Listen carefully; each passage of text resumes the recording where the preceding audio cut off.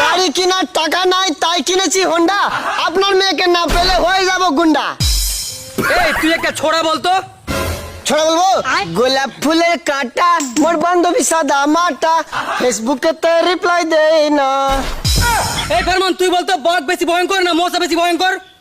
Sir মশা বেশি ভয়ঙ্কর। এই কি বললি? হ্যাঁ স্যার, মশা বেশি ভয়ঙ্কর। বাঘের ভয়ে আমরা বাঘকে পিঁজরায় ভরে রাখি, কিন্তু মশার ভয়ে আমরা নিজেই মশারির ভিতরে থাকি।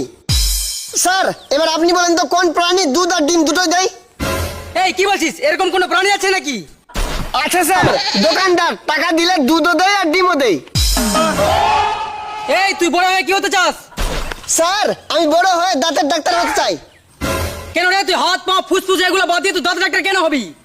স্যার মানুষের হাত পা কিডনি ফুসফুস এগুলো তো একটা দুটো করে আছে, কিন্তু দাঁত তো 32টা আছে, যে কোনো একটা খারাপ হলে আমার কাছে আসবে। স্যার